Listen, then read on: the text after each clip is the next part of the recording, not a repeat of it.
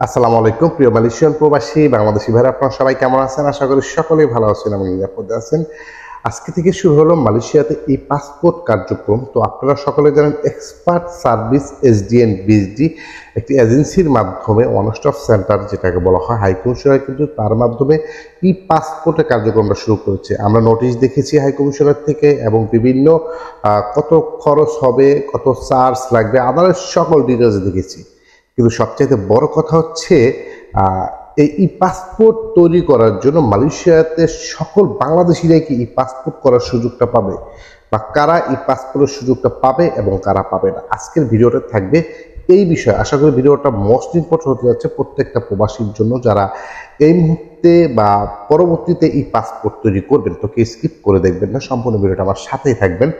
মালয়েশিয়াতে ই পাসপোর্টের বিষয়টা আমি একটা নোটিশ দিয়ে দিচ্ছি। সেটা হচ্ছে গতকালকে হাইকমিশনার থেকে যেটা আপলোড করেছে যে কত টাকা লাগবে, কি খরচ হবে।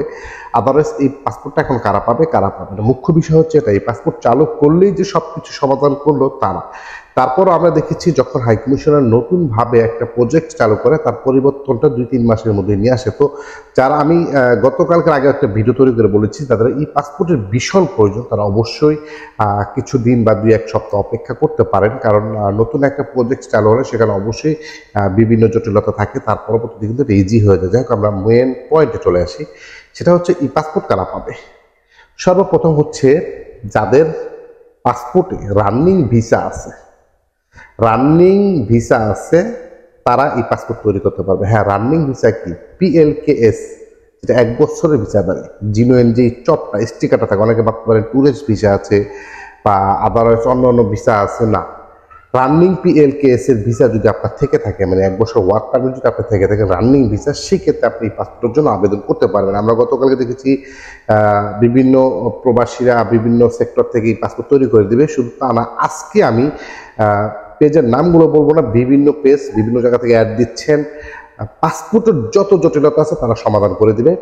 পাসপোর্ট তৈরি করে দিবে, নাম ঠিকানা চেঞ্জ করে দিবে, বাবা মার নাম চেঞ্জ করে দিবে, নতুন পাসপোর্ট তৈরি করে দিবে, মানে পাসপোর্ট জটিলতা সবকিছু সমাধান করে দিবে। কিন্তু না, এক্সপার্ট সার্ভিস এসডিএন বিএসডি তারা কিন্তু অবশ্যই এটাকে একটা সিস্টেমের মধ্যে নিয়ে আসছে। কারা পাবে কারা পাবে না, তো এখানে আমি শুধু বলবো কারা পাবে। যাদের একটা কথাই বলে দিয়েছি, যাদের রানিং ভিসা আছে একমাত্র তারাই এই মুহূর্তে পাসপোর্ট তৈরি করতে পারবেন। পরবর্তীতে হাইকমিশনার থেকে যদি কোনো আপডেট দেওয়া হয়, সেক্ষেত্রে সেই অনুপাতে সবাই পাসপোর্ট তৈরি করতে পারবেন। অনেকে কলিং ভিসাতে স্যালারি হয়েছেন, ট্যুরিস্টে এসে পাসপোর্ট ফেলে রেখেছেন, বা কলিং ভিসাতে এসে বসের কাছে পাসপোর্টে অন্য কোথাও কাজ করতেছেন, তারা এই মুহূর্তে পাসপোর্ট তৈরি করতে পারবেন না। এটা নিয়ে যায় ঝামেলা করে কোনো লাভ নেই, যেহেতু এক্সপার্ট সার্ভিস এসডিএন বিএসডির তারা নিজের হেলথ সেন্টার থেকে বিভিন্ন কর্মীদেরকে ইনফরমেশনটা দিয়েছে। বাট আপনারা এই মুহূর্তে হ্যারাসমেন্টের শিকার না হয় একটু অপেক্ষা করেন।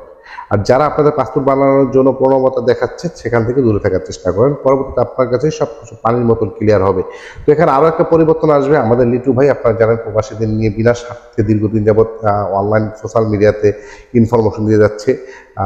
তো আসলে তাকে সেলুট জানাই। তার নিউজগুলো আমার ব্যক্তিগতভাবে খুবই ভালো লাগে। তো আপনারা অনেকে সাপোর্ট দিচ্ছেন, ইনশাল্লাহ সকলকে সাপোর্ট দিয়ে আপনাদের পাশে রাখার সুযোগ করে দিবেন।